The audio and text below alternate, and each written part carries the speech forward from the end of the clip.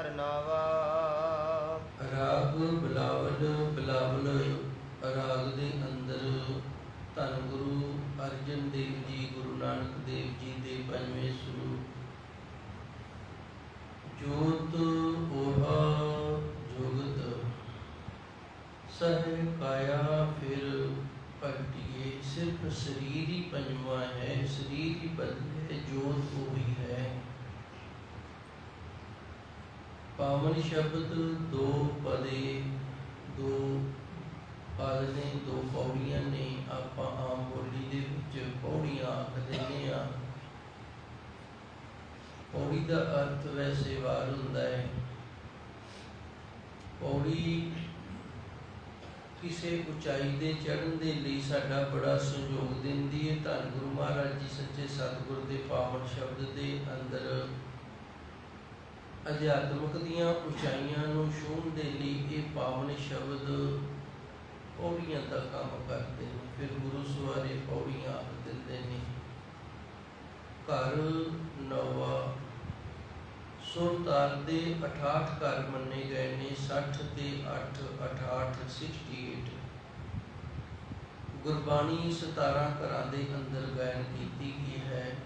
ये पावन शब्द सुरताल दे 9वें घर दे अंदर गायन करन दा हुक्म है जी। एक ओंकार सतगुर प्रसाद। धन गुरु अर्जन देव जी सच्चे सतगुर वस्तु निर्देशक मंगलाचरण करते हैं। एक ओंकार ये बीज मंत्र है। सारी उत्पत्ति एक अद्वितीय ब्रह्म तो हुई है। वो सारियां दा प्रकाशक है, वो वहद है, सत स्वरूप है, चेतन स्वरूप है, आनंद स्वरूप है। सतगुर प्रसाद उस अद्वितीय ब्रह्म की प्राप्ति सत स्वरूप गुरु तो प्राप्त होती है। जो सच्चे सतगुर की रहमत कृपा हो जाए, सच्चे सतगुर की प्राप्ति हो जाए, गुरु कृपा करता है, रहमत करता है, अद्वितीय ब्रह्म की प्राप्ति होती है। इनू इस तरह समझ लो, स्कूल दे विच बच्चियां दी मास्टर द्वारा दौड़ लवाई जाती है। उन्होंने एक निशानदेही दी जाती है भी तुसीं उहनूं जाके स्पर्श करना है। जिहड़ा उस निशानदेही नूं जाके पहलों छूह लवेगा, हथ ला लवेगा, वो पहले नंबर ते है। एक लैन दे उत्ते सारियां नूं खिलारिया जाता है। इस तरह गुरु नानक देव जी सच्चे सतगुर ने सानूं एक लैन दे उत्ते खड़ा किया है। वो लैन जिहड़ी गुरसिੱਖੀ दी लैन है। सारे गुरसिੱਖ एक लैन ते खड़े ने ते हुण जितना कोई भज लैंदा है उतना जल्दी उस प्रभु परमात्मा की प्राप्ति कर लैंदा है। इत्थे शरीर का भजना नहीं, मन का भजना है। जिवें जिवें मन वाहिगुरू वाहिगुरू करता है उवें उवें इस मार्ग ते तुरिया जाता है। जिवें कई बच्चे होंदे ने वो बोझल होंदे ने, उन्हां तों घट भज्जिया जांदा है। उस तरह साडा मन भी काम क्रोध लोभ मोह हंकार दे नाल बोझल हो जाता है। फिर इस तो भी थोड़ा तुरिया जाता है, ये पछड़ जाता है, पिछे रह जाता है।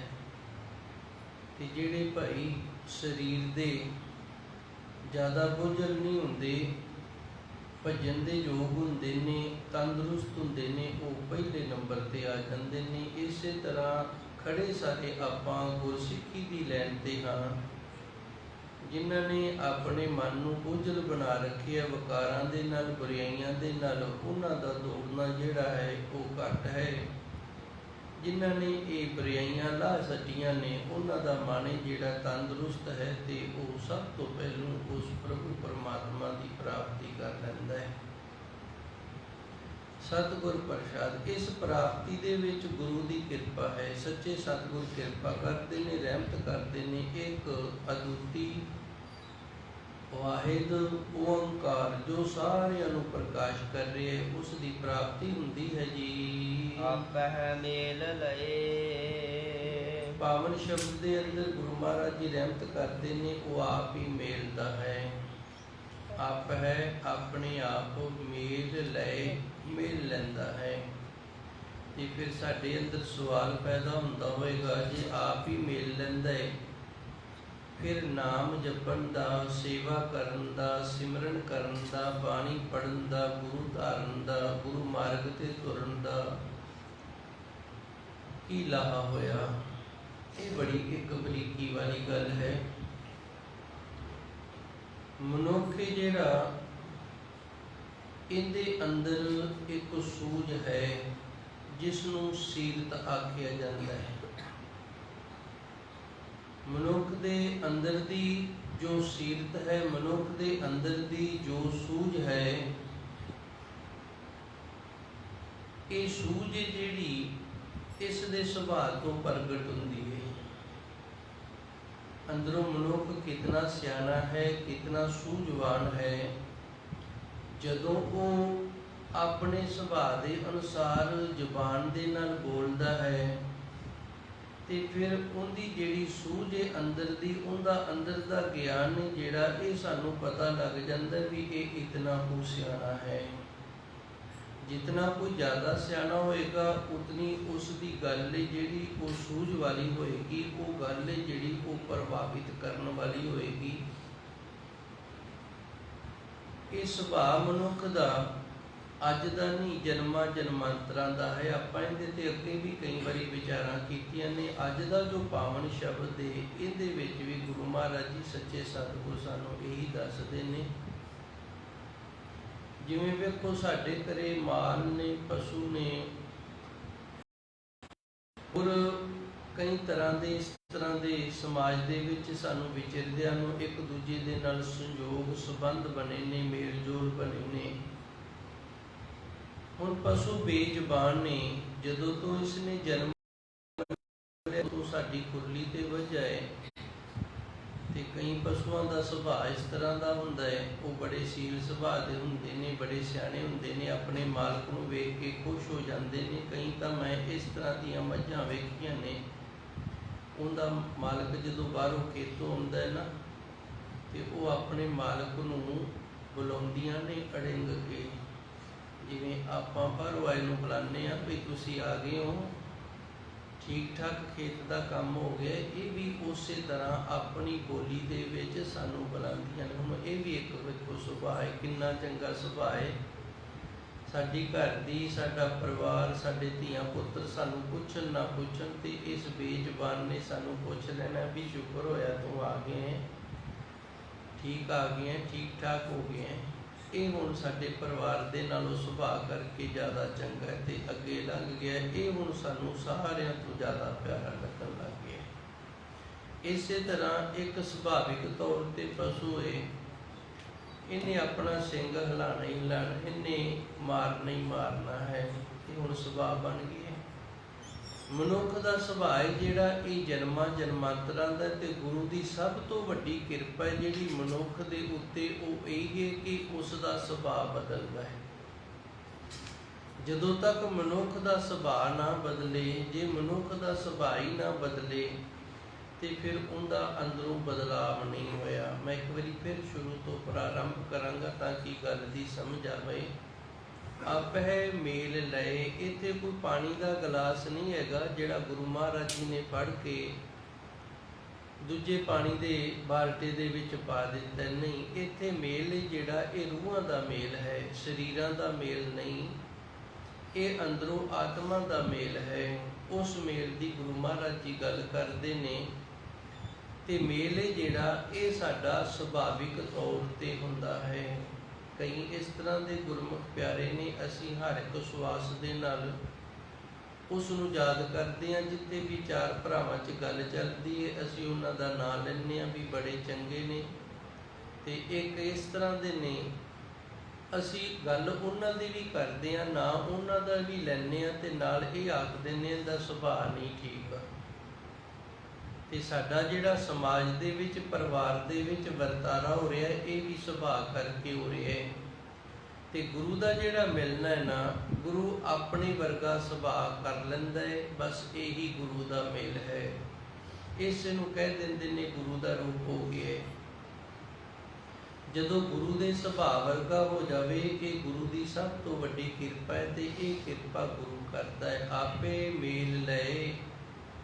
ਉਹ ਇਸ ਤਰ੍ਹਾਂ ਸਾਡਾ ਸੁਭਾਅ ਬਦਲ ਲੈਂਦਾ ਹੈ, ਸਾਡਾ ਸੁਭਾਅ ਬਦਲ ਕੇ ਆਪਣੇ ਵਰਗਾ ਪਿਆਰਾ ਸੁਭਾਅ ਕਰਕੇ ਸਾਨੂੰ ਆਪਣੇ ਵਿੱਚ ਅਭੇਦ ਕਰ ਦਿੰਦਾ ਹੈ। ਭਾਈ ਗੁਰਦਾਸ ਜੀ, ਜਿਨ੍ਹਾਂ ਨੂੰ ਧੰਨ ਗੁਰਬਾਣੀ ਦੀ ਸੂਝੀ ਦੀ ਕੁੰਜੀ ਦੱਸੀ ਹੈ, ਵਿਗਿਆਨ ਦਾ ਜੋ ਇਹ ਭੰਡਾਰ ਹੈ, ਇਹ ਭਾਈ ਗੁਰਦਾਸ ਜੀ ਦੀਆਂ ਵਾਰਾਂ ਦੇ ਨਾਲ ਖੁੱਲ੍ਹਦਾ ਹੈ। ਤੇ ਭਾਈ ਗੁਰਦਾਸ ਜੀ ਨੇ ਇਸ ਸ਼ਬਦ ਦੇ ਅਰਥ ਜਿਹੜੇ ਨੇ ਉਹ ਇਸ ਤਰ੍ਹਾਂ ਸਮਝਾਣੇ ਕੀਤੇ ਨੇ। ਗੁਰਮੁਖ ਮੇਲਾ ਸੱਚ ਦਾ, ਗੁਰਮੁਖ ਗੁਰੂ ਦੇ ਮੁਖ ਵਾਲਾ ਗੁਰੂ ਦੇ ਨਾਲ ਜਦੋਂ ਮਿਲਦਾ ਨਾ, ਇਹ ਸੱਚ ਦਾ ਮੇਲਾ ਹੈ। ਜੇ ਗੁਰੂ ਸੱਚਾ ਹੈ ਤੇ ਸਿੱਖ ਝੂਠਾ ਹੈ, ਮੇਲ ਫਿਰ ਵੀ ਨਹੀਂ ਹੋਏਗਾ, ਕਿਉਂਕਿ ਵਿਰੋਧੀ ਹੋ ਗਏ, ਇੱਕ ਪਾਸੇ ਸੱਚੇ ਇੱਕ ਪਾਸੇ ਝੂਠੇ, ਤੇ ਫਿਰ ਨਹੀਂ ਮਿਲੇਗਾ। ਜੇ ਗੁਰੂ ਝੂਠਾ ਹੈ ਤੇ ਸਿੱਖ ਸੱਚ ਦੀ ਪ੍ਰਾਪਤੀ ਵਾਲਾ ਹੈ, ਉਹਨੇ ਸੱਚ ਦੀ ਖੋਜ ਕਰਨੀ ਹੈ, ਤੇ ਉਹ ਝੂਠੇ ਗੁਰੂ ਦੇ ਕੋਲ ਵੀ ਨਹੀਂ ਟਿਕੇਗਾ। ਇਹ ਵੀ ਮੈਂ ਦੱਸ ਦਿਆਂ, ਸਵਾਮੀ ਵਿਵੇਕਾਨੰਦ ਜੀ ਹੋਏ ਨੇ, ਇਹਨਾਂ ਦੇ 22 ਗੁਰੂ ਸਨ। ਇਹ 22ਵੇਂ ਗੁਰੂ ਦੇ ਪਾਸ ਗਏ ਸਨ। ਜਦੋਂ ਦੇ ਪਾਸ ਗਏ ਤੇ ਉਹਨੂੰ ਪੁੱਛਦੇ, ਤੁਸੀਂ ਰੱਬ ਵੇਖਿਆ? ਉਹ ਕਹਿੰਦੇ ਮੈਂ ਹੀ ਰੱਬ ਹਾਂ। ਇਹ ਕਹਿੰਦਾ, ਹੁਣ ਮੈਂ ਕਿਵੇਂ ਯਕੀਨ ਕਰਾਂ ਵੀ ਤੁਸੀਂ ਰੱਬ ਹੋ? ਤੇ ਇਹਨਾਂ ਨੇ ਆਖਿਆ, ਤੂੰ ਲੰਮਾ ਪੈ ਜਾ। ਸਵਾਮੀ ਵਿਵੇਕਾਨੰਦ ਦੀ ਛਾਤੀ ਤੇ ਇਹਨਾਂ ਨੇ ਆਪਣਾ ਸੱਜਾ ਪੈਰ ਰੱਖਿਆ। ਇਹਦੇ ਅੰਦਰ ਦਾ ਸੁਭਾਅ ਹੀ ਬਦਲ ਗਿਆ। ਜਿਹੜਾ ਨੁਕਤਾਚੀਨੀ ਕਰਨ ਵਾਲਾ ਸੁਭਾਅ ਸੀ ਨਾ, ਕਿੰਤੂ ਪ੍ਰੰਤੂ ਕਰਨ ਵਾਲਾ ਸੁਭਾਅ ਸੀ, ਉਹ ਸਾਰਾ ਸੁਭਾਅ ਹੀ ਬਦਲ ਗਿਆ। ਤੇ ਦੋਹਾਂ ਹੱਥਾਂ ਦੇ ਨਾਲ ਪੈਰ ਸਨ, ਜਿਹੜੇ ਚਰਨ ਸਨ, ਉਹ ਪਕੜ ਲਏ ਤੇ ਕਹਿਤਾ, ਜੀ ਹੁਣ ਮੈਨੂੰ ਕਿਤੇ ਜਾਣ ਦੀ ਲੋੜ ਨਹੀਂ। ਵੇਖੋ ਕਿਤਨੀ ਤਬਦੀਲੀ ਹੋ ਗਈ ਹੈ ਸੁਭਾਅ ਦੇ ਵਿੱਚ।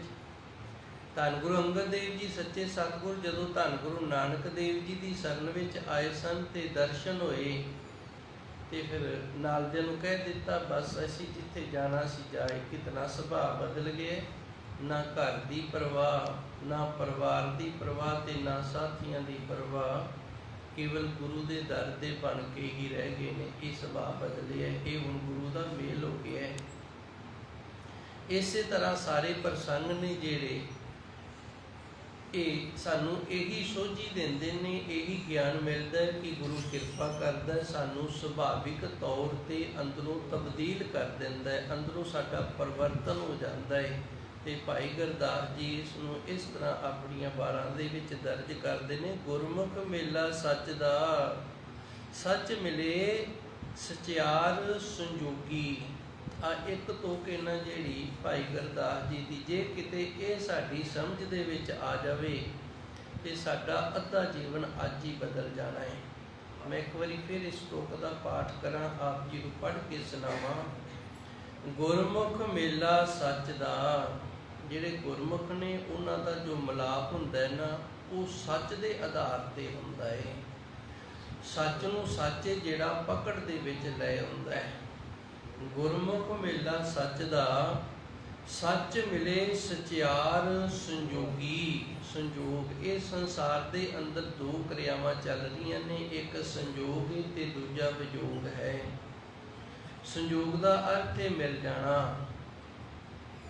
ਤੇ ਭਾਈ ਗੁਰਦਾਸ ਜੀ ਕਹਿੰਦੇ ਨੇ ਸੰਜੋਗੀ, ਇਹ ਸੰਜੋਗ ਬਣਿਆ ਗੁਰੂ ਸਵਾਰਿਆ। ਇਸ ਸੰਜੋਗ ਦੇ ਨਾਲ ਸੱਚ ਮਿਲੇ ਸਚਿਆਰ। ਜਿਹੜਾ ਸੱਚ ਹੈ ਨਾ, ਉਹ ਮਿਲ ਕੇ ਤੇ ਮਨੁੱਖ ਜਿਹੜਾ ਇਹ ਵੀ ਸਚਿਆਰ ਹੋ ਜਾਂਦਾ ਹੈ। ਸਚਿਆਰ ਦਾ ਅਰਥ ਹੁੰਦਾ ਸੱਚਿਆਂ ਹੋ ਜਾਣਾ, ਸੱਚਿਆਂ ਹੋਣਾ। ਅਸੀਂ ਸੱਚੇ ਨਹੀਂ, ਪਰ ਗੁਰੂ ਕਿਰਪਾ ਕਰਦਾ ਸੱਚ ਮਿਲੇ। ਜਦੋਂ ਸਾਨੂੰ ਸੱਚ ਸਰੂਪ ਗੁਰੂ ਦੀ ਪ੍ਰਾਪਤੀ ਹੋ ਜਾਂਦੀ ਹੈ, ਗੁਰੂ ਕਿਰਪਾ ਕਰਦਾ, ਰਹਿਮਤ ਕਰਦਾ, ਫਿਰ ਇਸ ਤਰ੍ਹਾਂ ਦਾ ਸੰਯੋਗ ਬਣ ਜਾਂਦਾ ਹੈ। ਇਸ ਤਰ੍ਹਾਂ ਦੀ ਗੁਰੂ ਦੀ ਕਿਰਪਾ ਹੋ ਜਾਂਦੀ ਹੈ। ਸੱਚ ਮਿਲੇ ਸਚਿਆਰ ਸੰਯੋਗੀ। ਸੰਯੋਗ ਦੇ ਨਾਲ ਸੱਚੇ ਗੁਰੂ ਦੀ ਰਹਿਮਤ ਕਿਰਪਾ ਦੇ ਨਾਲ ਅਸੀਂ ਅੰਦਰੋਂ ਸੱਚੇ ਹੋ ਜਾਂਦੇ ਹਾਂ। ਇਹ ਪੌੜੀ ਹੈ ਜਿਹੜੀ ਸਾਰੀ ਇਸੇ ਆਧਾਰ 'ਤੇ ਵੀ ਮੈਂ ਇੱਕ ਤੋਂ ਹੋਰ ਪੜ੍ਹਦੇ ਹਾਂ। ਸਮਾਂ ਜਿਹੜਾ ਹੈ ਇਤਨੀ ਕੁ ਇਜਾਜ਼ਤ ਦਿੰਦਾ ਹੈ। ਘਰ ਬਾਰੀ ਪਰਿਵਾਰ ਵਿੱਚ ਭਾਈ ਗੁਰਦਾਸ ਜੀ ਕਹਿੰਦੇ ਨੇ ਕੋਈ ਜ਼ਰੂਰੀ ਨਹੀਂ ਵੀ ਜੰਗਲਾਂ ਦੇ ਵਿੱਚ ਜਾ ਕੇ ਫਿਰ ਹੀ ਸਾਡਾ ਅੰਦਰ ਦਾ ਸੁਭਾਅ ਜਿਹੜਾ ਇਹ ਬਦਲੇਗਾ। ਇਹ ਵੀ ਕੋਈ ਜ਼ਰੂਰੀ ਨਹੀਂ ਕਿ ਅਸੀਂ ਦਿਗੰਬਰ ਹੋ ਜਾਈਏ ਫਿਰ ਸੁਭਾਅ ਬਦਲੇਗਾ। ਇਹ ਵੀ ਕੋਈ ਜ਼ਰੂਰੀ ਨਹੀਂ ਕਿ ਅਸੀਂ ਸੰਨਿਆਸੀ ਹੋ ਜਾਈਏ, ਇਹ ਕੋਈ ਜ਼ਰੂਰੀ ਨਹੀਂ। ਘਰ ਬਾਰੀ ਪਰਿਵਾਰ ਵਿੱਚ ਭੋਗ ਭੁਗਤ ਰਾਜੇ ਰਸ ਭੋਗੀ। ਰਹਿਣਾ ਘਰ ਬਾਰੀ ਬਣ ਕੇ। ਘਰ ਬਾਰੀ ਕਹਿੰਦੇ ਨੇ ਜਿਹੜਾ ਵਿਆਹਿਆ ਵਰਿਆ ਹੋਵੇ, ਆਪਣੇ ਘਰ ਪਰਿਵਾਰ ਵਾਲਾ ਹੋਵੇ। ਤੇ ਪਰਿਵਾਰ ਹੈ ਜਿਹੜਾ ਇਹ ਵਿਆਹ ਤੋਂ ਬਾਅਦ ਅੱਗੇ ਸਾਡਾ ਚੱਲਦਾ। ਪਹਿਲੋਂ ਅਸੀਂ ਪਿਤਾ ਦੇ ਪਰਿਵਾਰ ਦੇ ਇੱਕ ਮੈਂਬਰ ਹਾਂ ਤੇ ਫਿਰ ਅੱਗੇ ਸਾਡੀ ਸੰਤਾਨ ਹੈ ਜਿਹੜੀ ਉਹ ਸਾਡੇ ਪਰਿਵਾਰ ਦਾ ਇੱਕ ਮੈਂਬਰ ਬਣ ਜਾਂਦੀ ਹੈ। ਘਰ ਬਾਰੀ ਆਖਦੇ ਨੇ ਜਿੰਦੇ ਕੋਲ ਘਰ ਬਾਰ ਹੋਵੇ, ਬਾਹਰ ਕਮਾਈ ਕਰਨ ਨੂੰ ਸਾਧਨ ਹੋਵੇ ਤੇ ਰਾਤ ਨੂੰ ਰਾਤ ਕੱਟਣ ਵਾਸਤੇ ਆਲ੍ਹਣਾ ਹੋਵੇ, ਇਹਨੂੰ ਆਖ ਦਿੰਦੇ ਨੇ ਘਰ ਬਾਰੀ। ਘਰ ਬਾਰੀ ਪਰਿਵਾਰ ਵਿੱਚ ਭੋਗ ਭੁਗਤ ਰਾਜੇ ਰਸ ਭੋਗੀ। ਘਰ ਪਰਿਵਾਰ ਦੇ ਵਿੱਚ ਰਹਿੰਦਿਆਂ ਹੋਇਆਂ ਭੋਗ ਭੁਗਤ, ਭੁਗਤ ਕਹਿੰਦੇ ਨੇ ਸਮੱਗਰੀ ਨੂੰ, ਤੇ ਭੋਗ ਘਰ ਦੀ ਸਾਰੀ ਸਮੱਗਰੀ ਭੋਗਣੀ ਹੈ। ਇਹ ਨਹੀਂ ਵੀ ਦਾਲ ਨਹੀਂ ਖਾਣੀ, ਆਹ ਨਹੀਂ ਖਾਣਾ, ਉਹ ਨਹੀਂ ਖਾਣਾ। ਜੋ ਵੀ ਗ੍ਰਸਥੀ ਜੀਵਨ ਦੇ ਵਿੱਚ ਗੁਰ ਮਰਿਆਦਾ ਦੇ ਵਿੱਚ ਰਹਿ ਕੇ ਛਕਣ ਛਕਾਉਣ ਵਾਲਾ ਨਾ, ਜੋ ਗੁਰ ਮਰਿਆਦਾ ਉਹ ਸਾਰੀ ਨਿਭਾਉਣੀ ਹੈ। ਤੁਸੀਂ ਸਿਆਣੇ ਉਹ ਗੱਲ ਨੂੰ ਸਮਝ ਲੈਣਾ ਹੈ। ਘਰ ਪਰਿਵਾਰ ਦੇ ਵਿੱਚ ਭੋਗ ਭੁਗਤ ਰਾਜੇ ਰਸ ਭੋਗੀ। ਇਹ ਰਾਜੇ ਨੇ। ਕਿਉਂ ਰਾਜੇ ਨੇ? ਇਹ ਨਾਮ ਦਾ ਰਸ ਭੋਗ ਰਹੇ ਨੇ। ਮੇਰੇ ਖਿਆਲ ਗੱਲ ਪਕੜ ਵਿੱਚ ਆ ਗਈ ਹੋਣੀ ਹੈ, ਨਹੀਂ ਤਾਂ ਮੈਂ ਥੋੜਾ ਜਿਹਾ ਹੋਰ ਇੱਕ ਵਾਰੀ ਯਤਨ ਕਰਦਾ। ਭਾਈ ਗੁਰਦਾਸ ਜੀ ਕਹਿੰਦੇ ਨੇ ਗੁਰਮੁਖ ਨਾ ਜਿਹੜਾ ਇਹਦਾ ਪਰਮਾਤਮਾ ਦੇ ਨਾਲ ਜੋ ਮੇਲ ਹੋਣਾ ਨਾ, ਇਹ ਬਸ ਅੰਦਰੋਂ ਸੱਚਾ ਹੋ ਜਾਂਦਾ, ਸਚਿਆਰ ਸੰਯੋਗੀ। ਇਹਦਾ ਸੰਯੋਗ ਬਣ ਗਿਆ ਗੁਰੂ ਦੇ ਨਾਲ, ਇਹਨੂੰ ਚੰਗਾ ਗੁਰੂ ਮਿਲ ਗਿਆ ਤੇ ਇਹ ਸਚਿਆਰ ਹੋ ਗਿਆ। ਹੁਣ ਸੱਚਿਆਂ ਦੀ ਗਿਣਤੀ ਦੇ ਵਿੱਚ ਆ ਗਿਆ ਇਹ, ਤੇ ਸੱਚਾ ਕਰਨ ਵਾਲਾ ਹੈ ਸੱਚ। ਸੱਚ ਮਿਲੇ, ਇਹਨੂੰ ਸੱਚ ਮਿਲ ਗਿਆ। ਸੱਚ ਤੋਂ ਭਾਵ ਸੱਚਾ ਗੁਰੂ ਮਿਲ ਗਿਆ ਤੇ ਇਹ ਸੱਚਾ ਹੋ ਗਿਆ ਹੈ। ਇਹ ਹੁਣ ਸੱਚਾ ਜਿਹੜਾ ਹੋਇਆ ਸੱਚੇ ਗੁਰੂ ਦੀ ਕਿਰਪਾ ਦੇ ਨਾਲ ਹੋਇਆ। ਇਹ ਕੋਈ ਜੰਗਲ ਦੇ ਵਿੱਚ ਜਾ ਕੇ ਨਹੀਂ ਹੋਇਆ, ਦਿਗੰਬਰ ਹੋ ਕੇ ਨਹੀਂ ਹੋਇਆ, ਸੰਨਿਆਸੀ ਹੋ ਕੇ ਨਹੀਂ ਹੋਇਆ, ਜਟਾਂ ਵਧਾ ਕੇ ਨਹੀਂ ਹੋਇਆ। ਹੋਇਆ ਕਿਵੇਂ? ਘਰ ਬਾਰੀ ਪਰਿਵਾਰ ਵਿੱਚ ਭੋਗ ਭੁਗਤ ਰਾਜੇ ਰਸ ਭੋਗੀ। ਇਹ ਘਰ ਪਰਿਵਾਰ ਦੇ ਵਿੱਚ ਰਹਿਣ ਵਾਲਾ ਹੈ ਤੇ ਘਰ ਪਰਿਵਾਰ ਦੇ ਵਿੱਚ ਰਹਿੰਦਾ ਹੋਇਆ ਜੋ ਬਣਿਆ ਪਰਿਵਾਰ ਦੇ ਵਿੱਚ ਛਕਣ ਛਕਾਉਣ ਨੂੰ, ਉਹ ਸਾਰਾ ਕੁਝ ਹੀ ਭੁਗਤਦਾ ਭੋਗਦਾ। ਸਾਰੀ ਸਮੱਗਰੀ ਵਰਤੋਂ ਦੇ ਵਿੱਚ ਜੋ ਗ੍ਰਸਤੀਆਂ ਦਾ ਜੀਵਨ ਹੈ ਸਾਰਾ ਨਿਰਵਾਹ ਕਰ ਰਿਹਾ ਹੈ, ਪਰ ਨਾਮ ਦੇ ਰਸ ਨਾਲੋਂ ਨਹੀਂ ਇਹ ਟੁੱਟੇਗਾ। ਇਹਦੀ ਇਹ ਨਿਸ਼ਾਨੀ ਹੈ ਤੇ ਇਹ ਕਿਰਪਾ ਕਰਦਾ ਗੁਰੂ, ਆਪੇ ਮੇਲ ਲਏ। ਇਸ ਤਰ੍ਹਾਂ ਗੁਰੂ ਕਿਰਪਾ ਕਰਦਾ, ਆਪਣੇ ਗੁਰਮੁਖ ਪਿਆਰਿਆਂ ਨੂੰ ਆਪ ਸੱਚਿਆ ਕਰਕੇ ਮਿਲ ਲੈਂਦਾ ਹੈ ਜੀ। ਜਬ ਤੇ ਸਰਨ ਤੁਮਾਰੀ ਆਏ, ਤਬ ਤੇ ਦੁਖ ਗਏ। ਤਾਂ ਗੁਰੂ ਜੀ ਰਹਿਮਤ ਕਰਦੇ ਨੇ। ਜਬ ਤੇ, ਜਬ ਦਾ ਅਰਥ ਹੁੰਦਾ ਜਦੋਂ ਤੋਂ, ਜਬ ਤੇ ਇਹ ਹਿੰਦੀ ਦਾ ਸ਼ਬਦ ਹੈ। ਸਰਨ ਤੁਮਾਰੀ ਆਏ, ਇਹ ਸੱਚੇ ਸਤਿਗੁਰੂ ਜੀ ਜਦੋਂ ਤੋਂ ਤੇਰੀ ਸ਼ਰਨ ਦੇ ਵਿੱਚ ਆ ਗਈਆਂ, ਤਬ ਤੇ ਦੁੱਖ ਗਏ। ਉਦੋਂ ਤੋਂ ਦੁੱਖਾਂ ਦਾ ਨਾਸ਼ ਹੋ ਗਿਆ। ਦੁੱਖ ਗੁਨਾਹ, ਦੁੱਖ ਦੁੱਖ। ਦੁੱਖ ਦਾ ਅਰਥ ਗੁਨਾਹ ਵੀ ਹੁੰਦਾ ਹੈ, ਦੁੱਖ ਦਾ ਅਰਥ ਦੁੱਖ ਵੀ ਹੁੰਦਾ ਹੈ। ਜਿਵੇਂ ਵੇਦਨ, ਵੇਦਨ ਦਾ ਅਰਥ ਗਿਆਨ ਵੀ ਹੈ ਤੇ ਵੇਦਨ ਦਾ ਅਰਥ ਜਿਹੜਾ ਇਹ ਦੁੱਖ ਵੀ ਹੈ। ਵੇਦਨ ਤੋਂ ਵੇਦ ਸ਼ਬਦ ਬਣਿਆ ਹੈ। ਵੇਦ ਦਾ ਅਰਥ ਗਿਆਨ, ਵੇਦਨ ਤੋਂ ਵੈਦ ਸ਼ਬਦ ਬਣਿਆ ਹੈ। ਵੈਦ ਦਾ ਅਰਥ ਦੁੱਖ ਦੂਰ ਕਰਨ ਵਾਲਾ। ਆਪੇ ਮੇਲੇ ਗੁਰੂ ਆਪ ਕਿਰਪਾ ਕਰਦਾ ਹੈ, ਅੰਦਰ ਦੀ ਸੀਰਤ ਜਿਹੜੀ ਉਹਨੂੰ ਪਰਿਵਰਤਿਤ ਕਰਕੇ ਸੱਚਿਆ ਕਰ ਦਿੰਦਾ ਹੈ। ਜਬ ਤੇ ਸਰਨ ਤੁਮਾਰੀ ਆਏ, ਹੇ ਸੱਚੇ ਸਤਿਗੁਰੂ ਜੀ ਤੇਰੀ ਰਹਿਮਤ ਕਿਰਪਾ ਹੋਈ ਹੈ। ਜਦੋਂ ਤੂੰ ਸਾਨੂੰ ਮਿਲ ਲਿਆ ਨਾ ਤੇ ਤੇਰੀ ਸ਼ਰਨ ਦੇ ਵਿੱਚ ਅਸੀਂ ਆ ਗਏ ਹਾਂ। ਅਸਲ ਸ਼ਰਨ ਦੇ ਵਿੱਚ ਉਦੋਂ ਹੀ ਆਇਆ ਜਾਂਦਾ ਜਦੋਂ ਸੁਭਾਵਾਂ ਦਾ ਮੇਲ ਹੋ ਜਾਵੇ, ਸੁਭਾਵਿਕ ਅਸੀਂ ਅੰਦਰੋਂ ਮਿਲ ਜਾਈਏ। ਤਬ ਤੇ ਦੁੱਖ ਗਏ, ਉਦੋਂ ਤੋਂ ਜਿਹੜੇ ਅਸੀਂ ਗੁਨਾਹ ਕਰਦੇ ਸੀ ਨਾ, ਉਹ ਸਾਰੇ ਗੁਨਾਹ ਪਤਾ ਨਹੀਂ ਕਿੱਧਰ ਚਲੇ ਗਏ ਨੇ। ਹੁਣ ਗੁਨਾਹ ਕਰਨਾ ਹੀ ਨਹੀਂ ਹੁੰਦਾ, ਗੁਨਾਹ ਹੁੰਦਾ ਹੀ ਨਹੀਂ। ਤਬ ਤੇ ਦੁੱਖ ਗਏ, ਉਦੋਂ ਤੋਂ ਜਿਹੜੇ ਦੁੱਖ ਸਨ, ਜਿਹੜੇ ਗੁਨਾਹ ਸਨ, ਉਹ ਪਤਾ ਨਹੀਂ ਕਿੱਧਰ ਚਲੇ ਗਏ ਨੇ। ਤੇ ਦੂਜਾ ਅਰਥ ਇਹਦਾ ਇਹ ਆਪਾਂ ਕਰ ਲਈਏ, ਤਬ ਤੇ ਦੁੱਖ ਗਏ, ਉਦੋਂ ਤੋਂ ਸਾਰੇ ਦੁੱਖ ਨੇ ਜਿਹੜੇ ਇਹ ਨਾਸ਼ ਹੋ ਗਏ ਨੇ। ਗੁਨਾਹ ਕਰਾਂਗੇ ਤੇ ਦੁੱਖ ਲੱਗੇਗਾ, ਗੁਨਾਹ ਕਰਾਂਗੇ ਤੇ ਦੁੱਖ ਆਵੇਗਾ, ਜੇ ਗੁਨਾਹ ਹੀ ਨਹੀਂ ਕਰਾਂਗੇ ਤੇ ਦੁੱਖ ਨਹੀਂ ਆਏਗਾ, ਕਿਉਂਕਿ ਜਿਹੜਾ ਪਾਪ ਹੈ ਇਸ ਸਰੀਰ ਦੇ ਨਾਲ ਕੀਤਾ ਹੋਇਆ ਉਹ ਦੁੱਖ ਰੂਪ ਹੋ ਕੇ ਇਸੇ ਸਰੀਰ ਨੂੰ ਭੋਗਣਾ ਪੈਂਦਾ ਹੈ। ਤੇ ਦੋਖ ਹੈ ਜਿਹੜਾ ਇਹ ਵੀ ਪਾਪ ਹੈ। ਤਬ ਤੇ ਦੁੱਖ ਗਏ, ਉਦੋਂ ਤੋਂ ਜਿਹੜੇ ਦੁੱਖ ਗੁਨਾਹ ਕਰਨੇ ਸਨ ਇਹ ਭੁੱਲ ਗਏ ਆ, ਤੇ ਤੇਰੀ ਰਹਿਮਤ ਕਿਰਪਾ ਦੇ ਨਾਲ ਹੁਣ ਦੁੱਖ ਵੀ ਕੋਈ ਨਹੀਂ ਹੈ ਜੀ। ਰਹਾਉ ਤਜ ਅਭਿਮਾਨ ਅਰ ਚਿੰਤਤ ਬਰਾਨੀ ਸਾਧੈ ਸਰਣ ਪਏ। ਤਜ ਅਭਿਮਾਨ, ਹੁਣ ਇਹ ਪਰਿਵਰਤਿਤ ਹੋ ਗਿਆ, ਅੰਦਰੋਂ ਸੀਰਤ ਬਦਲ ਗਈ। ਇਹ ਦੋ ਸ਼ਬਦ ਨੇ, ਸੁਰਤ ਤੇ ਸੀਰਤ। ਸੁਰਤ ਸੱਸੇ ਨੂੰ ਔਂਕੜ ਰਾਰਾ ਤੇ ਤੱਤਾ ਸੁਰਤ।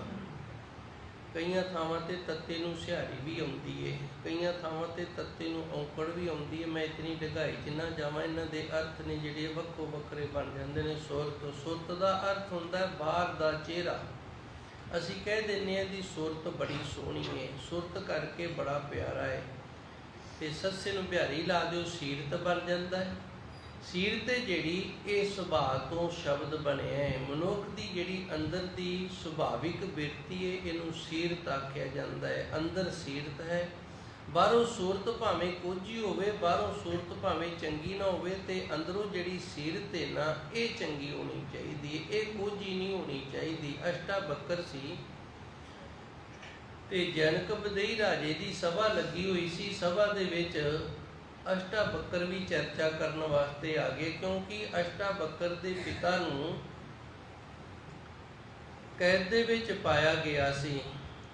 ਉਹ ਸਭਾ ਦੇ ਵਿੱਚ ਹਾਰ ਗਿਆ ਸੀ, ਤੇ ਜਦੋਂ ਅਸ਼ਟਾਵਕਰ ਨੂੰ ਪਤਾ ਲੱਗਿਆ ਤੇ ਫਿਰ ਇਹ ਵੀ ਉਸੇ ਸਭਾ ਦੇ ਵਿੱਚ ਆਇਆ, ਤੇ ਉੱਥੇ ਜਿਤਨੇ ਵਿਦਵਾਨ ਬੈਠੇ ਸਨ ਨਾ ਸਾਰੇ ਹੱਸ ਪਏ। ਉਹ ਜਦੋਂ ਹੱਸ ਕੇ ਚੁੱਪ ਕਰ ਗਏ ਤੇ ਫਿਰ ਅਸ਼ਟਾਵਕਰ ਜਿਹੜਾ ਇਹ ਵੀ ਹੱਸ ਪਿਆ। ਰਾਜਾ ਨਹੀਂ ਹੱਸਿਆ। ਇੱਥੇ ਮੈਂ ਇੱਕ ਗੱਲ ਤੁਹਾਨੂੰ ਇਹ ਵੀ ਦੱਸਾਂ ਵੀ ਜਦੋਂ ਅਸੀਂ ਸਾਖੀ ਸੁਣਦੇ ਹਾਂ ਨਾ, ਸਾਖੀ ਦਾ ਅਰਥ ਹੁੰਦਾ ਸਿੱਖਿਆ। ਸਾਖੀ ਤੋਂ ਸਾਨੂੰ ਸਿੱਖਿਆ ਮਿਲਦੀ ਹੈ। ਸਾਖੀ ਇਹ ਸਾਖਸ਼ੀ ਸ਼ਬਦ ਤੋਂ ਬਣਿਆ ਹੈ। ਸੰਸਕ੍ਰਿਤੀ ਦਾ ਸ਼ਬਦ ਹੈ ਸਾਖਸ਼ੀ, ਤੇ ਸਾਖਸ਼ੀ ਦਾ ਅਰਥ ਹੁੰਦਾ ਹੈ ਗਵਾਹ, ਜਿਹੜਾ ਮੌਕੇ ਤੇ ਸਾਡਾ ਗਵਾਹ ਹੋਵੇ। ਗਵਾਹ ਤੋਂ ਹੁਣ ਤੁਸੀਂ ਸਮਝਦੇ ਹੋ ਜਿੰਨੇ ਅੱਖਾਂ ਕੰਨਾਂ ਦੇ ਨਾਲ ਸਾਰਾ ਕੁਝ ਵੇਖਿਆ ਤੇ ਸੁਣਿਆ ਉਹਨੂੰ ਗਵਾਹ ਆਖਿਆ ਜਾਂਦਾ ਹੈ। ਇਹ ਸਾਖਸ਼ੀ ਹੈ। ਜਿਵੇਂ ਗੁਰੂ ਸਾਡਾ ਸਾਖਸ਼ੀ ਹੈ, ਗੁਰੂ ਨੂੰ ਇੱਕ ਇੱਕ ਸਾਡੀ ਗੱਲ ਦਾ ਪਤਾ ਹੈ। ਸਾਖਸ਼ੀ ਤੋਂ ਸ਼ਬਦ ਬਣਿਆ ਸਾਖੀ, ਤੇ ਸਾਖੀ ਇਹ ਜਿਹੜਾ ਇਹ ਸਿੱਖਿਆ ਸ਼ਬਦ ਅੱਗੇ ਬਣ ਜਾਂਦਾ ਹੈ। ਜਦੋਂ ਅਸੀਂ ਕੋਈ ਵੀ ਸਾਖੀ ਪੜ੍ਹਦੇ ਹਾਂ ਜਾਂ ਸੁਣਦੇ ਹਾਂ, ਉਹਦੇ ਤੋਂ ਸਾਨੂੰ ਸਾਖਸ਼ੀ ਪ੍ਰਮਾਣ ਨੇ, ਜਿਹੜਾ ਪ੍ਰਤੱਖ ਪ੍ਰਮਾਣ ਨੇ ਕੋਈ ਨਾ ਕੋਈ ਮਿਲਦਾ। ਹੁਣ ਬ੍ਰਾਹਮਣ ਵੀ ਹੱਸੇ ਨੇ, ਜਦੋਂ ਬ੍ਰਾਹਮਣ ਹੱਸ ਕੇ ਚੁੱਪ ਕਰ ਗਏ ਨੇ, ਪੰਡਿਤ ਵਿਦਵਾਨ ਹੱਸ ਕੇ ਚੁੱਪ ਕਰ ਗਏ ਨੇ, ਤੇ ਫਿਰ ਭਾਈ ਵਾਰੀ ਆਈ ਅਸ਼ਟਾਵਕਰ ਦੀ, ਫਿਰ ਇਹ ਹੱਸ ਪਿਆ। ਰਾਜਾ ਨਹੀਂ ਹੱਸਿਆ। ਰਾਜਾ ਕਿਉਂ ਨਹੀਂ ਹੱਸਿਆ? ਜਿਹੜਾ ਸੂਝਵਾਨ ਮਨੁੱਖ ਹੁੰਦਾ ਹੈ, ਜਿੰਦੀ ਅੰਦਰੋਂ ਸੀਰਤ ਜਿਹੜੀ ਹੈ ਉਹ ਸੋਝੀ ਵਾਲੀ ਹੋ ਗਈ ਹੈ, ਉਹ ਗਰੀਬ ਤੇ ਹੱਸਦਾ ਨਹੀਂ। ਉਹ ਜੇ ਕੋਈ ਗਰੀਬ ਡਿੱਗ ਪਏ ਨਾ, ਅਸੀਂ ਵੇਖਦੇ ਹਾਂ ਕੋਈ ਡਿੱਗ ਪੈਂਦਾ ਤੇ ਅਸੀਂ ਦੰਦ ਕੱਢਣ ਲੱਗ ਜਾਂਦੇ ਹਾਂ, ਤਾੜੀਆਂ ਮਾਰਨ ਲੱਗ ਜਾਂਦੇ ਹਾਂ। ਇਹ ਸਾਡੀ ਅੰਦਰ ਦੀ ਕਮਜ਼ੋਰੀ ਪ੍ਰਗਟ ਹੋ ਰਹੀ ਹੈ ਸਾਡੇ ਸੁਭਾਅ ਦੇ ਨਾਲ। ਮੈਂ ਜਿਹੜੀ ਗੱਲ ਦੱਸਣੀ ਸੀ ਤੇ ਉੱਥੇ ਮਸਾਂ ਮੁੜ ਕੇ ਆਇਆ। ਮਨੁੱਖ ਦਾ ਸੁਭਾਅ ਜਿਹੜਾ ਸਰੀਰ ਕਰਕੇ ਪ੍ਰਗਟ ਹੁੰਦਾ, ਉਹਦੀ ਜ਼ੁਬਾਨ ਕਰਕੇ, ਉਹਦੇ ਕੰਨਾਂ, ਉਹਦੀਆਂ ਅੱਖਾਂ ਕਰਕੇ ਪ੍ਰਗਟ ਹੁੰਦਾ ਹੈ। ਹੁਣ ਜਨਕ ਬਦਈ ਇਹ ਹੱਸਿਆ ਨਹੀਂ। ਕਿਉਂ ਨਹੀਂ ਹੱਸਿਆ? ਕਿਉਂਕਿ ਇਹਦੀ ਅੰਦਰੋਂ ਸੀਰਤ ਜਿਹੜੀ ਸੋਝੀ ਵਾਲੀ ਹੋ ਗਈ ਹੈ। ਜਿਹਦੀ ਸੀਰਤ ਸੋਝੀ ਵਾਲੀ ਹੋ ਜੇ ਉਹ ਕਦੀ ਕਿਸੇ ਦੇ ਡਿੱਗਣ ਤੇ ਹੱਸਦਾ ਨਹੀਂ, ਉਹਦਾ ਮਜ਼ਾਕ ਨਹੀਂ ਉਡਾਉਂਦਾ। ਇਹ ਉਹਦੀ ਨਿਸ਼ਾਨੀ ਹੈ। ਤੇ ਜਨਕ ਬਦਈ ਨੇ ਪੁੱਛਿਆ ਵੀ ਇਹ ਤਾਂ ਹੱਸੇ ਨੇ ਤੁਹਾਡੇ ਸਰੀਰ ਨੂੰ ਵੇਖ ਕੇ, ਤੇ ਤੁਸੀਂ ਕਿਉਂ ਹੱਸੇ ਹੋ? ਤੇ ਅਸ਼ਟਾਵਕਰ ਕਹਿੰਦਾ ਮੈਂ ਇਸ ਕਰਕੇ ਹੱਸਿਆ ਵੀ ਰਾਜਾ ਇਤਨਾ ਬ੍ਰਹਮ ਗਿਆਨ ਵਾਲਾ, ਇਤਨਾ ਉੱਚੀ ਪਦਵੀ ਵਾਲਾ, ਤੇ ਇਹਨੇ ਸਭਾ ਜਿਹੜੀ ਇਹ ਚਮਿਆਰਾਂ ਦੀ ਇਕੱਠੀ ਕੀਤੀ ਹੈ। ਜਨਕ ਬਦਈ ਸੋਚ ਦੇ ਵਿੱਚ ਪੈ ਗਿਆ ਵੀ ਕੀ ਕਹਿ ਗਿਆ। ਕਈ ਵਾਰੀ ਨਾ ਵਿਦਵਾਨ ਜਦੋਂ ਗੱਲ ਨੂੰ ਰਮਜ ਦੇ ਵਿੱਚ ਆਖਦੇ ਨੇ ਨਾ, ਤੇ ਸਾਨੂੰ ਬੜੀ ਠੋਕਰ ਵੱਜਦੀ ਹੈ, ਬੜਾ ਬੁਰਾ ਲੱਗਦਾ ਹੈ। ਪਰ ਵੇਖੋ, ਜੇ ਲੋਹੇ ਦੇ ਉੱਤੇ ਸੱਟ ਨਾ ਵੱਜੇ ਤੇ ਉਹ ਤਿੱਖਾ ਨਹੀਂ ਹੁੰਦਾ, ਤੇ ਜੋ ਤਿੱਖਾ ਨਾ ਹੋਵੇ ਕੁਹਾੜੀ ਹੈ, ਦਾਤੀ ਹੈ, ਜੇ ਤਿੱਖੇ ਨਾ ਹੋਣ ਤੇ ਫਿਰ ਕੰਮ ਹੀ ਨਹੀਂ ਕਰਦੇ। ਸ਼ਾਨ ਤੇ ਲੱਗਣਗੇ ਤਾਂ ਤਕਲੀਫ ਤਾਂ ਹੋਏਗੀ। ਜਦੋਂ ਜਨਕ ਬਦਈ ਨੇ ਪੁੱਛਿਆ ਵੀ ਇਹ ਤਾਂ ਤੁਹਾਨੂੰ ਵੇਖ ਕੇ ਹੱਸੇ ਨੇ, ਤੁਹਾਡੇ ਸਰੀਰ ਦੀ ਚਾਲ ਚੱਲ ਵੇਖ ਕੇ, ਕਿਉਂਕਿ ਇਹਦੇ ਸਰੀਰ ਦੇ ਵਿੱਚ 8 ਬਲਾਵੇਂ ਪੈਂਦੇ ਸਨ, ਬੜਾ ਵਿੰਗਾ ਟੇਢਾ ਹੋ ਕੇ ਤੁਰਦਾ ਸੀ, ਇੱਕ ਜਾਣੇ ਨੂੰ ਨਾਲ ਫੜਨਾ ਵੀ ਪੈਂਦਾ ਸੀ ਤੇ ਇੱਕ ਡੰਗੋਰੀ ਵੀ ਹੱਥ 'ਚ ਰੱਖਦਾ ਸੀ, ਫਿਰ ਕਿਤੇ ਜਾ ਕੇ ਤੁਰਿਆ ਜਾਂਦਾ ਸੀ। ਤੇ ਤੁਸੀਂ ਕਿਉਂ ਹੱਸੇ ਹੋ? ਇਹ ਕਹਿੰਦਾ ਜੀ ਮੈਂ ਇਸ ਕਰਕੇ ਹੱਸਿਆ ਕਿ ਇੱਕ ਰਾਜੇ ਦੀ ਸਭਾ ਹੈ ਤੇ ਬੜਾ ਵਿਦਵਾਨ ਬ੍ਰਹਮ ਅਵਸਥਾ ਵਾਲਾ ਰਾਜਾ ਹੈ ਤੇ ਉਹਨੇ ਚਮਿਆਰ ਇਕੱਠੇ ਕਰ ਰੱਖੇ ਨੇ, ਸਾਰੇ ਚਮਿਆਰ ਇਕੱਠੇ ਹੋਏ ਨੇ। ਹੁਣ ਬ੍ਰਾਹਮਣਾਂ ਨੂੰ ਬੜਾ ਗੁੱਸਾ ਲੱਗਿਆ, ਕਿਉਂਕਿ ਚਮਿਆਰ ਨੂੰ ਸ਼ੂਦਰ ਆਖਦੇ ਨੇ, ਕਹਿੰਦੇ ਨੇ ਜਿਹੜੇ ਚਮਿਆਰ ਨੇ ਇਹ ਸ਼ੂਦਰ ਨੇ ਤੇ ਸਭਾ ਜਿਹੜੀ ਹੈ ਚਮਿਆਰਾਂ ਦੀ ਸ਼ੂਦਰਾਂ ਦੀ ਹੋ ਗਈ। ਫਿਰ ਅਸ਼ਟਾ ਬੱਕਰ ਨੂੰ ਪੁੱਛਿਆ ਗਿਆ ਵੀ ਤੁਸੀਂ ਇਹਨਾਂ ਨੂੰ ਚਮਿਆਰ ਕਿਵੇਂ ਆਖਿਆ? ਕਹਿੰਦਾ ਇਹਨਾਂ ਨੂੰ ਕੱਲੀ ਚੰਮ ਦੀ ਪਰਖ ਹੈ, ਕੱਲੀ ਸੂਰਤ ਦੀ ਪਰਖ ਹੈ। ਹੁਣ ਤਾਂ ਗੱਲ ਪਕੜ ਦੇ ਵਿੱਚ ਆ ਗਈ, ਨਹੀਂ ਇਹਨਾਂ ਦੇ ਅੰਦਰ ਦੀ ਸੀਰਤ ਨਹੀਂ ਹੈਗੀ, ਅੰਦਰੋਂ ਇਹਨਾਂ ਨੂੰ ਸੋਝੀ ਨਹੀਂ ਹੈਗੀ, ਕੇਵਲ ਤੇ ਕੇਵਲ ਇਹਨਾਂ ਨੂੰ ਸੂਰਤ ਦਾ ਗਿਆਨ ਹੈ, ਚਮੜੀ ਦਾ ਗਿਆਨ ਹੈ। ਤੇ ਜਿਹਨੂੰ ਚਮੜੀ ਦਾ ਗਿਆਨ ਹੈ ਫਿਰ ਆਪਾਂ ਚਮਿਆਰ ਆਖ ਸਕਦੇ ਹਾਂ। ਜਿਹੜਾ ਕਿਸੇ ਦੀ ਗੋਰੀ ਕਾਲੀ ਚਮੜੀ ਪਛਾਣਦਾ ਹੈ, ਜੇ ਕਿਸੇ ਦੇ ਘਰੇ ਨੂੰਹ ਆ ਜੇ ਨਾ ਤੇ ਬੱਗੀ ਚਿੱਟੀ ਹੋਵੇ ਤੇ ਉਹਨੂੰ ਚਾਹ ਬਣਾਉਣੀ ਨਾ ਆਉਂਦੀ ਹੋਵੇ ਤੇ ਫਿਰ ਸੱਸ ਆਖ ਦਿੰਦੀ ਹੈ ਤੇਰੇ ਰੰਗ 'ਚ ਕਿਹੜਾ ਅਸੀਂ ਪਾ ਕੇ ਖਾਣਾ ਹੈ, ਤੈਨੂੰ ਅਕਲ ਤਾਂ ਚਾਹ ਬਣਾਉਣ ਦੀ ਨਹੀਂ, ਭਾਈ ਤੇਰੇ ਅੰਦਰ ਸੀਰਤ ਨਹੀਂ ਹੈਗੀ, ਤੇਰੇ ਅੰਦਰ ਸੋਝੀ ਨਹੀਂ ਹੈਗੀ। ਤਾਜ ਅਭਿਮਾਨ, ਹੁਣ ਗੁਰੂ ਮਹਾਰਾਜ ਜੀ ਰਹਿਮਤ ਕਰਦੇ ਨੇ, ਇਹ ਸੀਰਤ ਜਿਹੜੀ ਇਹ ਫਿਰ ਇਸ ਤਰ੍ਹਾਂ ਬਦਲਦੀ ਹੈ। ਸਭ ਤੋਂ ਪਹਿਲਾਂ ਮਨੁੱਖ ਜਿਹੜਾ ਇਹ ਅੰਦਰੋਂ ਹੰਕਾਰ ਛੱਡਦਾ ਹੈ ਤੇ ਆਪਣੇ ਆਪ ਨੂੰ ਨਮਰ ਕਰਦਾ ਹੈ। ਤਾਜ ਅਭਿਮਾਨ, ਇਹਦੇ ਅੰਦਰ ਹੰਕਾਰ ਨਹੀਂ ਰਹਿੰਦਾ। ਅਰ ਚਿੰਤ ਬਰਾਨੀ, ਚਿੰਤ ਦਾ ਅਰਥ ਹੁੰਦਾ ਫਿਕਰ ਤੇ ਬਰਾਨੀ ਦਾ ਅਰਥ ਹੁੰਦਾ ਬਗਾਨੀ। ਪਹਿਲੋਂ ਸਾਡੀਆਂ ਜ਼ਮੀਨਾਂ ਹੋਇਆ ਕਰਦੀਆਂ ਸਨ, ਅਸੀਂ ਇਹਨਾਂ ਨੂੰ ਬਰਾਨੀ ਆਖ ਦਿਆ ਕਰਦੇ ਸਾਂ, ਭਾਵੇਂ ਬਗਾਨੀਆਂ ਨੇ। ਇਹਦਾ ਮਤਲਬ ਇਹ ਨਹੀਂ ਸੀ ਹੁੰਦਾ ਵੀ ਕਿਸੇ ਹੋਰ ਦੀ ਜ਼ਮੀਨ ਹੈ, ਨਹੀਂ, ਜੇ ਮੀਂਹ ਪੈ ਗਿਆ ਤੇ ਹੋ ਜਾਣੀ ਹੈ, ਨਹੀਂ ਤਾਂ ਨਹੀਂ ਹੋ ਜਾਣੀ। ਹੁਣ ਬਰਾਨੀ ਖੇਤ ਹੈ, ਕਿਸੇ ਹੋਰ ਦਾ ਖੇਤ ਹੈ ਤੇ ਭਾਵੇਂ ਵਿਹਲਾ ਹੋਵੇ ਭਾਵੇਂ ਭਰਿਆ ਹੋਵੇ, ਸਾਨੂੰ ਕੀ ਲਾਹਾ। ਹੁਣ ਜੇ ਮੀਂਹ ਪੈ ਗਿਆ ਤੇ ਫਿਰ ਇਹ ਸਾਡੇ ਦਾਣੇ ਹੋ ਗਏ ਨੇ, ਤੇ ਨਹੀਂ ਤਾਂ ਭਾਈ ਇਹ ਫਿਰ ਬਗਾਨੀ ਹੈ, ਰੱਬ ਆਸਰੀ ਹੈ, ਰੱਬ ਦੀ ਹੈ, ਜੇ ਰੱਬ ਦੇ ਦੇਗਾ ਇਹਦੇ 'ਚੋਂ ਕੁਝ ਤੇ ਲੈ ਲਵਾਂਗੇ। ਚਿੰਤ ਬਰਾਨੀ, ਇਹ ਦੋ ਚੀਜ਼ਾਂ ਖਤਮ ਹੋ ਜਾਂਦੀਆਂ ਨੇ ਤੇ ਦੋ ਲਫ਼ਜ਼ਾਂ ਦੇ ਵਿੱਚ ਹੀ ਸਾਰਾ ਗਿਆਨ ਆ ਗਿਆ। ਅਭਿਮਾਨ ਇੱਕ ਹੰਕਾਰ ਤੇ ਚਿੰਤ ਬਰਾਨੀ। ਚਿੰਤ ਬਰਾਨੀ ਜਿਹੜਾ ਕਰਦਾ ਨਾ, ਜਿਹੜਾ ਦੂਜੇ ਦੀ ਚਿੰਤਾ ਕਰਦਾ ਹੈ, ਉਹ ਫਿਰ ਫਿਕਰ ਕਰਦਾ, ਜਿਹੜੇ ਝੂਠ ਬੜੇ ਮਾਰਦਾ ਹੈ, ਇਹ ਚੋਰੀਆਂ ਬੜੀਆਂ ਕਰਦਾ, ਕਿੰਨਾ ਫਿਕਰ ਕਰ ਰਿਹਾ ਦੂਜੇ ਦਾ। ਇਹ ਚੁਗਲਖੋਰ ਏ, ਇਹ ਨਿਤਨੇਮੀ ਨਹੀਂ ਹੈਗਾ, ਇਹ ਸੇਵਾ ਨਹੀਂ ਕਰਦਾ, ਇਹ ਆਹ ਖਾ ਗਈ, ਇਹ ਉਹ ਕਰ ਗਈ। ਹੁਣ ਬਗਾਨੇ ਦੀ ਫਿਕਰ ਕਰਦੇ ਆ ਨਾ ਆਪਾਂ, ਇਹਦੇ ਵਿੱਚ ਸਾਰਾ ਕੁਝ ਹੀ ਆ ਜਾਂਦਾ। ਚਿੰਤ ਬਰਾਨੀ ਭਾਵ ਦੂਜਿਆਂ ਦਾ ਹੀ ਫਿਕਰ ਲੱਗਿਆ ਰਹਿੰਦਾ ਇਹਨੂੰ, ਵੀ ਇਹ ਕਿੱਥੇ ਗਿਆ ਹੈ, ਕਿੱਥੇ ਸੁੱਤਾ ਹੈ, ਕਿੱਥੇ ਬੈਠਾ, ਕੀ ਕਰਦਾ ਹੈ, ਕੁਲਸੂਆਂ ਲਈ ਜਾਣੀਆਂ। ਇਹ ਬਗਾਨਾ ਕੰਮ ਹੈ ਜਿਹੜਾ ਇਹ ਅੰਦਰੋਂ ਖਤਮ ਹੋ ਗਿਆ, ਇਹਦੇ ਨਾਲ ਸਾਰਾ ਕੁਝ ਹੀ ਖਤਮ ਹੋ ਜਾਂਦਾ। ਤਜ ਅਭਿਮਾਨ ਅਰ ਚਿੰਤ ਬਰਾਨੀ, ਗੁਰੂ ਮਹਾਰਾਜ ਜੀ ਰਹਿਮਤ ਕਰਦੇ ਨੇ, ਫਿਰ ਅੰਦਰੋਂ ਇਸ ਤਰ੍ਹਾਂ ਬਦਲ ਜਾਂਦਾ। ਉਹਦੇ ਅੰਦਰ ਨਾ ਪਰਾਈ ਗੱਲ ਹੈ ਜਿਹੜੀ ਆਉਂਦੀ ਨਹੀਂ, ਸਿਰਫ ਆਪਣਾ ਹੀ ਧਿਆਨ ਰੱਖਦਾ ਵੀ ਮੈਂ ਅੰਦਰੋਂ ਕਿੰਨਾ ਕੁ ਸ਼ੁੱਧ ਹਾਂ, ਮੈਂ ਅੰਦਰੋਂ ਕਿੰਨਾ ਕੁ ਚੰਗਾ, ਮੇਰੇ ਅੰਦਰ ਗੁਰੂ ਦੀ ਕਿਰਪਾ ਕਿੰਨੀ ਕੁ ਹੈ, ਤੇ ਇਸ ਗੱਲ ਦਾ ਹੰਕਾਰ ਵੀ ਨਹੀਂ ਕਰਦਾ। ਦੋ ਲਫ਼ਜ਼ ਨੇ, ਸਾਰਾ ਗਿਆਨ ਗੁਰੂ ਗ੍ਰੰਥ ਸਾਹਿਬ ਜੀ ਦਾ ਇਹ ਦੋ ਲਫ਼ਜ਼ਾਂ ਦੇ ਵਿੱਚ ਆ ਗਿਆ। ਜੇ ਆਪਾਂ ਥੋੜਾ ਬਹੁਤ ਦੇ ਨਾਲ ਪਕੜੀਏ, ਚਿੰਤ ਬਰਾਨੀ, ਦੂਜੇ ਦਾ ਫਿਕਰ ਹੀ ਨਹੀਂ ਕਰਨਾ, ਦੂਜੇ ਦੀ ਪਰਵਾਹ ਹੀ ਨਹੀਂ ਕਰਨੀ। ਜੇ ਨਿੰਦਿਆ ਕਰੀ ਜਾਂਦਾ ਤੇ ਕਰੀ ਜਾਵੇ, ਸਾਨੂੰ ਕਾਹਦਾ ਫਿਕਰ ਹੈ, ਇਹਨੇ ਨਿੰਦਿਆ ਕਰਨੀ ਹੈ, ਭਾਰ ਇਹਨੂੰ ਚੜ੍ਹਨਾ। ਜੇ ਵਡਿਆਈ ਕਰੀ ਜਾਂਦਾ ਤੇ ਕਰੀ ਜਾਵੇ, ਸਾਡੇ ਤੇ ਕਿਹੜਾ ਅਸਰ ਹੈ। ਉਸ ਨਾਮ ਦੀ ਵਡਿਆਈ ਹੈ, ਸਾਨੂੰ ਪਰਮਾਤਮਾ ਨੇ ਨਾਮ ਦਿੱਤਾ, ਨਾਮ ਜਪਦੇ, ਨਾਮ ਕਰਕੇ ਵਡਿਆਈ ਹੁੰਦੀ ਹੈ। ਅਭਿਮਾਨ ਤਜ, ਹੰਕਾਰ ਵੀ ਨਹੀਂ ਇਸ ਗੱਲ ਦਾ ਵੀ ਮੈਂ ਬਗਾਨੀ ਚਿੰਤਾ ਛੱਡ ਦਿੱਤੀ ਹੈ। ਕਈਆਂ ਨੂੰ ਇਸ ਗੱਲ ਦਾ ਵੀ ਹੰਕਾਰ ਹੋ ਜਾਂਦਾ ਵੀ ਮੈਂ ਕਿਹੜਾ ਕਿਸੇ ਦਾ ਫਿਕਰ ਕਰਦਾ, ਤੇ ਹੰਕਾਰ ਹੋ ਗਿਆ, ਫਿਰ ਵੀ ਉਹ ਛੱਡਿਆ ਤੇ ਨਾ ਛੱਡਿਆ ਇੱਕ ਜਿਹੇ ਹੋ ਜਾਂਦੇ ਨੇ। ਇਹ ਅੰਦਰੋਂ ਪਰਿਵਰਤਨ ਹੋ ਗਿਆ, ਸੀਰਤ ਅੰਦਰੋਂ ਸੋਝੀ ਵਾਲੀ ਹੋ ਗਈ ਹੈ। ਤਜ ਅਭਿਮਾਨ ਅਰ ਚਿੰਤ ਬਰਾਨੀ, ਇਹ ਬੁਰਾਈਆਂ ਨੇ ਜਿਹੜੀਆਂ ਸਾਰੀਆਂ ਛੁੱਟ ਗਈਆਂ ਨੇ। ਸਾਧ ਹੈ ਸਰਨ ਪਏ, ਸਾਧ ਹੈ ਸੰਗਤ। ਜੇ ਸਾਧ ਹੁੰਦਾ ਫਿਰ ਗੁਰੂ ਸੀ, ਸਾਧ ਹੈ ਸਰਨ ਪਏ, ਸੰਗਤ ਦੇ ਵਿੱਚ ਆਣ ਕੇ ਗੁਰੂ ਦੀ ਸ਼ਰਨ ਦੇ ਵਿੱਚ ਪੈ ਗਏ ਹਾਂ ਜੀ। ਜਪ ਜਪ ਨਾਮ ਤੁਮਾਰੇ ਪ੍ਰੀਤਮ, ਤਨ ਤੇ ਰੋਗ ਖਏ। ਇਹ ਸੱਚੇ ਸਤਿਗੁਰ ਜੀ, ਇਹ ਕਿਰਪਾ ਹੋਈ ਕਿਵੇਂ ਹੈ?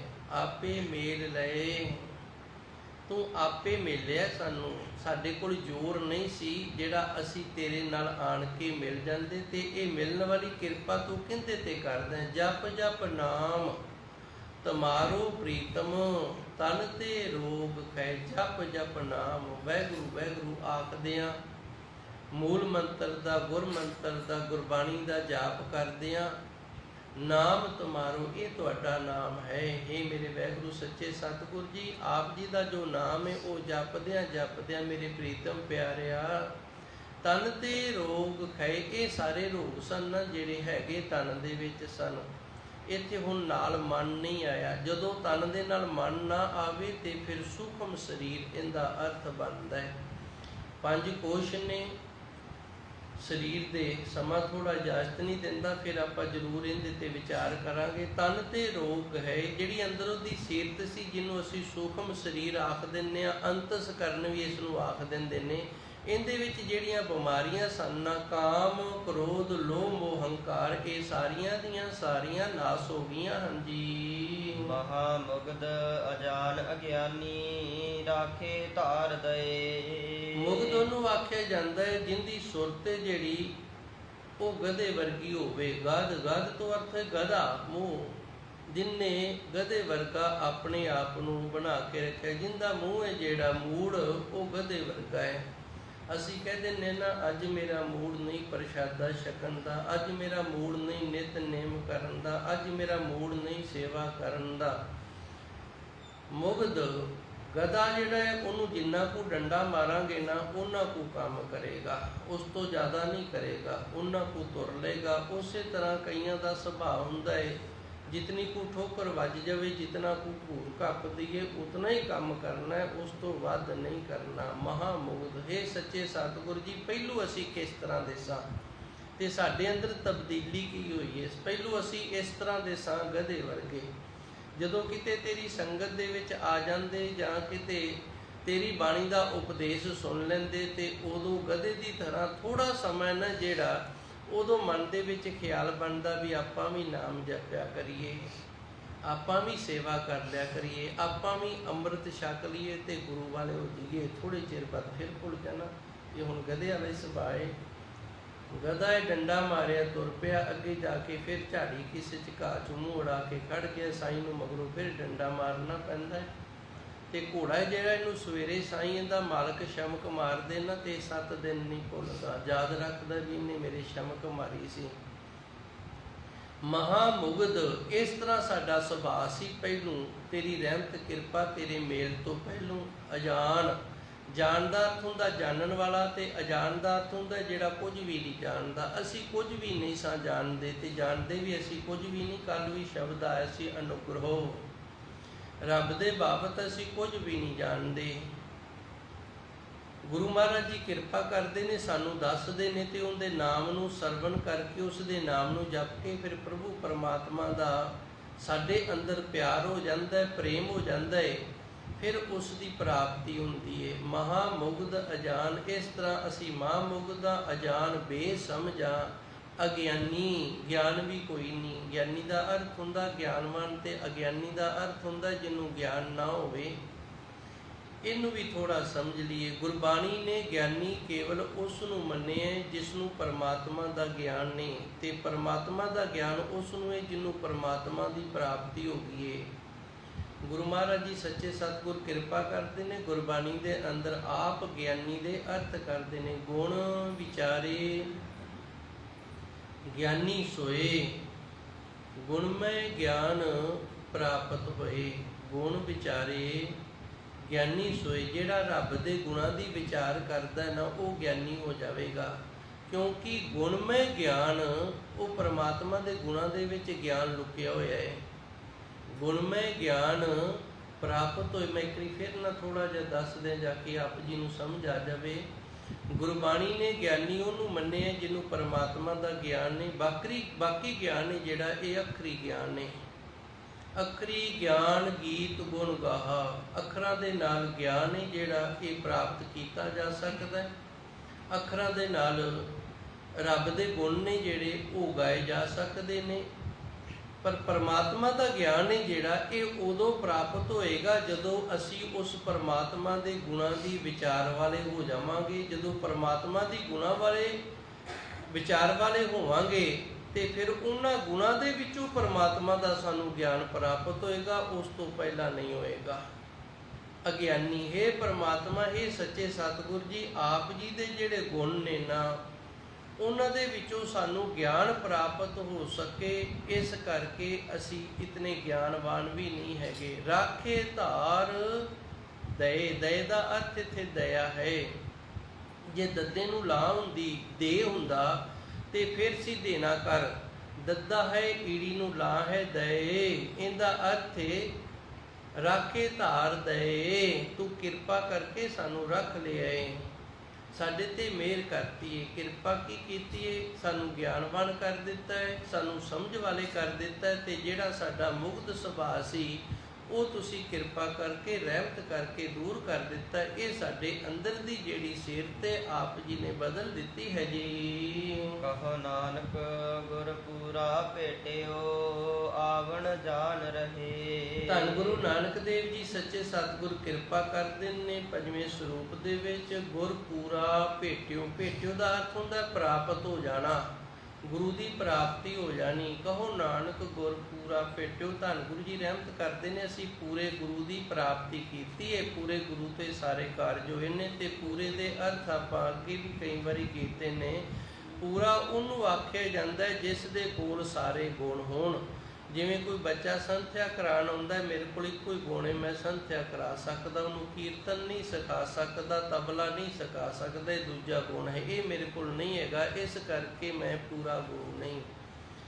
ਜੇ ਕੋਈ ਗੱਤਕਾ ਸਿਖਾਉਣ ਵਾਲਾ ਹੋਵੇ ਤੇ ਉਹ ਸੰਥਿਆ ਨਾ ਕਰਾ ਸਕਦਾ ਹੋਵੇ ਤੇ ਉਹ ਵੀ ਅਧੂਰਾ ਹੈ, ਕੇਵਲ ਇੱਕੋ ਹੀ ਗੁਣ ਹੈ ਜਿਸ ਦੇ ਵਿੱਚ ਸਾਰੇ ਗੁਣ ਨੇ। ਉਹਦੇ ਤੋਂ ਜੋ ਮਰਜ਼ੀ ਅਸੀਂ ਸਿੱਖੀਏ, ਉਹ ਸਾਰਾ ਕੁਝ ਸਿਖਾ ਸਕਦਾ ਹੋਵੇ, ਉਹਨੂੰ ਪੂਰਾ ਗੁਰੂ ਆਖਿਆ ਵੀ ਇਹਨੂੰ ਕਿਸੇ ਹੋਰ ਤੋਂ ਕੁਝ ਲੈਣ ਦੀ ਲੋੜ ਨਹੀਂ, ਇਹਦੇ ਆਪ ਦੇ ਪਾਸ ਹੀ ਸਾਰੇ ਗੁਣ ਨੇ ਤੇ ਇਹ ਦੇ ਸਕਦਾ ਹੈ।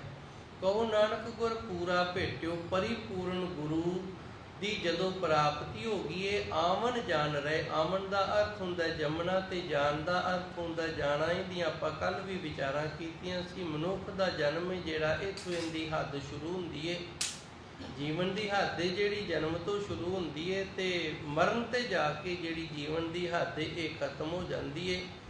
ਇਹ ਹੱਦ ਜਿਹੜੀ ਇਹਦੇ ਵਿੱਚ ਜਿਹੜਾ ਪੜਦਾ ਹੈ ਇਹ ਮੌਤ ਦਾ ਪੜਦਾ ਹੈ।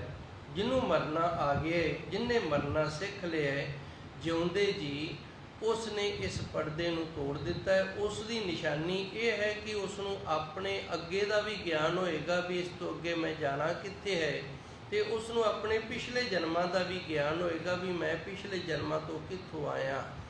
ਧੰਨ ਗੁਰੂ ਜੀ ਰਹਿਮਤ ਕਰਦੇ ਨੇ। ਕਹੋ ਨਾਨਕ ਗੁਰ ਪੂਰਾ ਭੇਟਿਓ, ਜਦੋਂ ਪੂਰੇ ਗੁਰੂ ਦੀ ਪ੍ਰਾਪਤੀ ਹੋ ਗਈ, ਆਵਣ ਜਾਣ ਰਹੇ ਤੇ ਫਿਰ ਜੰਮਣ ਮਰਨਾ ਜਿਹੜਾ ਇਹ ਦੂਰ ਹੋ ਗਏ।